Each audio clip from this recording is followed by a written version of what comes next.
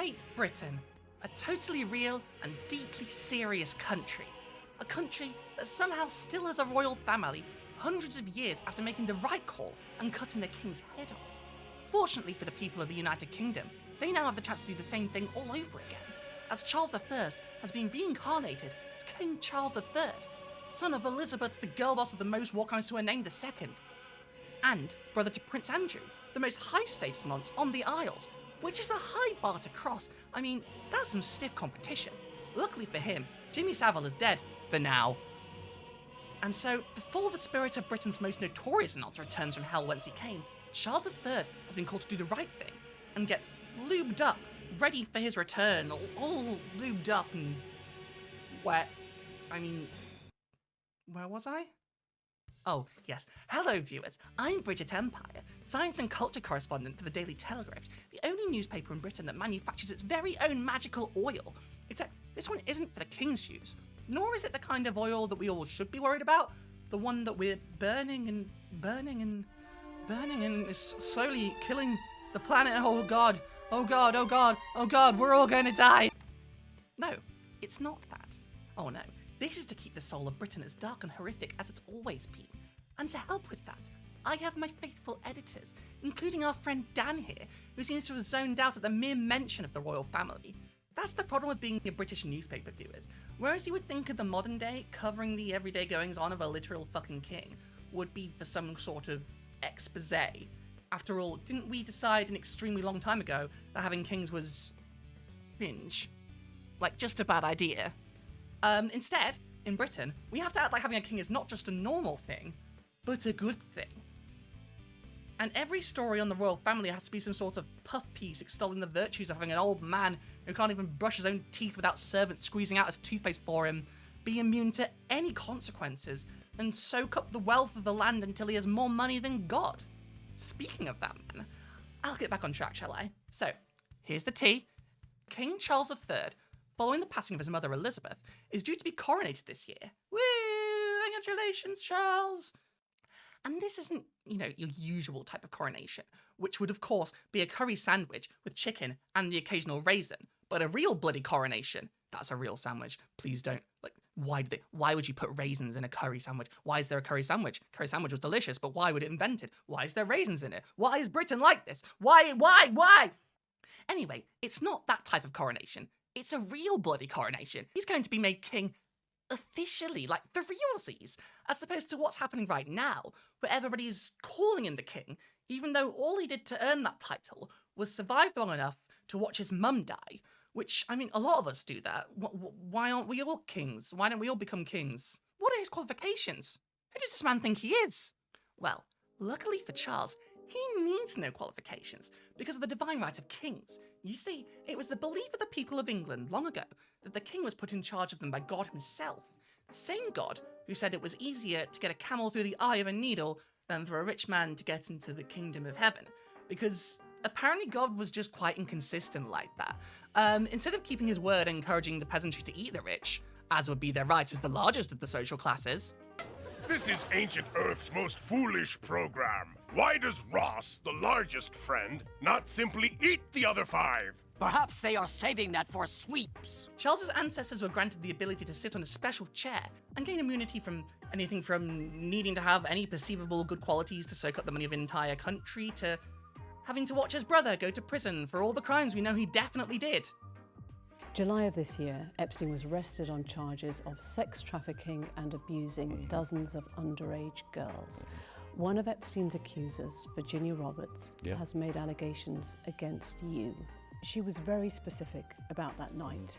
She described dancing with you and you profusely sweating, and that she went on to have bath, possibly. There's a slight problem with the sweating because I have a peculiar medical condition, which is that I don't sweat, or I didn't sweat at the time, and that was, I didn't sweat at the time because I had suffered what I would describe as an overdose of adrenaline in the Falklands War when I was shot at.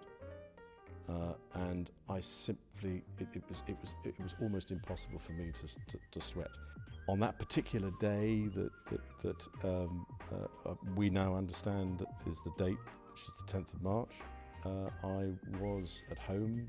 I was with the children. I'd taken Beatrice to a Pizza Express in Woking. Why would you remember that so specifically? Why would you remember a Pizza Express birthday and being at home? Because going to Pizza Express in Woking is an unusual thing for me to do.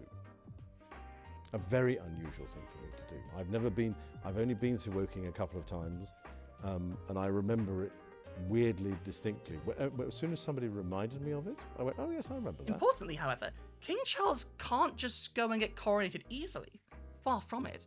In order to become king for reals, Charles III will have to undergo a giant ceremony with archbishops and golden wallpaper, just like Jesus said to have in the Bible. And in that ceremony, once he's had the old man equivalent of a super sweet 16, he has to be doused with a holy anointing oil, or chrism, which is how God confirms you like a king. You have to be covered in his chrism. Chrism. My God, why do they have to call it that? It should be a crime for something else so outrageous to be so funny. This man is making the British taxpayer pay for his outlandishly lavish coronation ceremony with a concert, fucking gold trimmings and everything, in a cost of living crisis that has left most of us unable to pay our rent, bills, or both or more, and leaving many on the edge of starvation, if not starving outright. And this motherfucker is having chrism poured on him because some guy 1,000 years ago said that's what God would have wanted. We're a real country, I swear to God. We're not made up. I know it sounds like that. I know a lot of Americans think that like Harry Potter is just real and we're all just wizards that shit on the floor and hate trans people. I mean, well, the last part's true. But like, we're a real country. Millions of people live here. Someone save us. My country yearns for freedom. And it yearns for something else too, actually. Something that I think I remember Charles once openly caring about. Like, he seems to have forgotten to actually make any progress on it, but he must be getting right to it. Like, something that rhymes with spleen energy? Spleen? No, that can't be right. Anyway, back to the oil. No, not that one. No. The thing is, usually this chrism is made from a bunch of super weird shit. And because Charles, for all of his faults, apparently cares about the environment a little bit more than your average stinking rich asshole, the newspapers are making a big deal out of this, so you can find out just how weird Britain is in real time. I honestly love this stuff. It makes me go nuts. Like, I've lived here all my life, and I still had no idea what a Stone of Destiny was before the news started popping up about how the Stone of Destiny was being moved from Scotland to London in preparation for the coronation of King Charles. Like, because apparently, to become the King of Scotland, you need to sit on a literal stone called the fucking Stone of Destiny. See? That's fucking perfect. No notes. No fucking notes. Like, we should make every world leader do that. Make them look like a complete larper in front of the entire world. Maybe if they learn like a sense of shame, they'll be nicer to their constituents. And the best thing about this stone, because it lies in Scotland, it's a big point of contention in the fight for Scottish independence. Does it stay in Scotland in a separate country from the crown? Does it leave Scotland and risk the mandate to rule Scotland, staying in England for all time? Well, if I have any advice on this, and believe me, I do, as someone who has both Scottish and English blood, don't leave it in England. Don't. These fuckers can't be trusted. You've seen what they've done to the country. Don't trust them with anything fucking sacred. Least of all, a bloody destiny. If one Tory MP gets a single hand on my destiny, I will personally zipline on the threads of the Norns as they're being weaved and cut that fucking string of fate myself with a pair of kitchen scissors. Anyway, back to the chrism. So, Charles, being the literal woke king that he is, and yes, that is something the British press were calling him, and yes, they did mean that as a pejorative, and no, King Charles is far from an anti-racist. Anyway, Charles insisted that his holy anointing oil, or chrism, will be animal cruelty-free. Now, you might be thinking, surely this is just some kind of vegetable oil, like olive oil or rapeseed. Well, not rapeseed, I'm sure Prince Andrew will have nixed that idea, but you know what I mean. Oops. Fucking hell, stupid wig. Yeah. This is an allegory for the state of Britain, that my wig is coming off the more I talk about this stupid fucking ceremony. Like, even my wig wants to get out of this fucking country. Look at this shit. The thing is, in the past, the oil used to anoint the new monarchs in the United Kingdom contained wax from the intestines of sperm whales, as well as the turd of a civet. That's not a joke. That's literally what it used to contain. You can look it up. I know, I was as shocked as you. Well, maybe not that shocked. The British Empire has a lot of blood in its hands, like from people. Why wouldn't it have incorporated the slaughter of endangered species into its ridiculous bloody rituals? Plus, in some countries, they use civet poop to make coffees. That shit must taste fucking incredible. Like, pun intended, you know. Give me that one. Give it to me. My wig's coming off. Give it to me. Ah! Well, anyway, according to the Insider, a new formula of the royal chrism was prepared, especially for King Charles, in a religious ceremony in Jerusalem. So there's another thing for you to tick off on your bingo card. So anyone who's got that, get your bingo cards up. Lavish ceremony while people starve? Tick. Ostentatious display of wealth? Tick. Nonce present at ceremony? Tick. The blood of endangered species spilled? Tick. Oh, wait, untick. Sorry, Charles. You got that one right. But preparation of ritual oil in an apartheid state on stolen land, no less? That's a fucking bingo, sunshine. That's a fucking bingo. Woo! And for that, you win your very own bottle of King Charles's Chrism, the only plant-based lubricant fit for a king. Can you believe this wasn't sponsored by Adam and Eve? I'm right here, guys. I mean, my wig's coming off, but I'm very professional, I swear. I've got 1,000 more Chrism jokes just waiting for the right sponsor. I mean, ideally, this would be sponsored by Ren, but it seems like despite Charles's supposed green bona fides, he's not actually very interested in transitioning the country he rules over from fossil fuels to renewable energy. Funny that. Not foreboding at all. Anyway, congratulations to the big man in the fancy hat and all that, but you're going to want to know what the new oil is made from, right? Well, it's now predominantly olive oil, and will contain a mixture of rose, jasmine, cinnamon, orange blossom, and sesame. So basically, despite looking like a melted candle someone stuck onto a pair of shoes, King Charles is going to smell fucking delicious. In fact, because there's going to be a bunch of media performances, once you factor in all the people who publicly declined because, you know, fuck the king, there's still going to be enough people there that there'll probably be a bunch of pyrotechnics around, so odds are about 50-50 the good old Charlie boy is going to light up like a fucking birthday cake. And then he'll smell and taste delicious. And what would be a better gesture to the British public as they starve because people like Charles soaking up all the wealth of the land, and for Charles to just do the right thing, and after marinating himself so effectively, to proudly tell his subjects to eat the rich, starting with himself. You know it'll taste good. Your mouth will water when you heard the list of ingredients. Don't pretend it didn't. In any case, it would taste better than Elizabeth would have when she was coronated. I don't know what ambergris tastes like, but between that and the civet poop, I wouldn't want to risk catching some kind of parasite. Actually, now that I think about it, that explains a lot about the royal family. I wonder if you can get prion diseases from civet feces. Maybe that's why Charles isn't using mountains of money and influence to fight the climate crisis. I mean, that must be it, right? Like, he made a huge deal about caring for the environment. There must be something actively stopping him, right? Right? Maybe it's for the best then, that the right of having this fucked up oil mixture slathered on the Queen's head was apparently considered so sacred that it was banned from being filmed at Queen Elizabeth II's coronation in 1953. So no one but her close family and high clergy would have even had the opportunity to eat her. It's not been made clear yet whether Charles will allow the film of him getting chrism all over his face to be made public, or to be created at all, but I for one hope it is, for the Pornhub parodies alone. Can you imagine? If not for the chance that he fulfills his destiny and becomes a hog roast fit for a starving country to feast on, fulfilling the prophecy as a king called Charles. You know, Charles I was also called Charles. He was another king, right? Civil history time. Charles I was a king that was facing down a massive crisis set to devastate his country. And instead of, like, actually solving it, he decided to entrench his position and double down on the whole, I'm the king, fuck all you people vibes that kings are generally known for.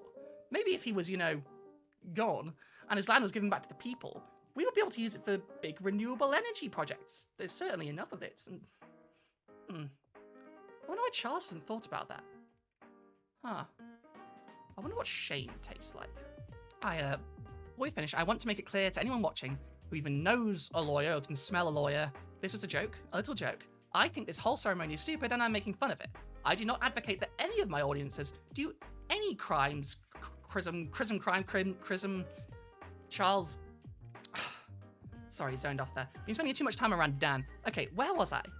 Anyway, if you're interested in the actual facts, here they are, courtesy of Town and Country magazine for some reason.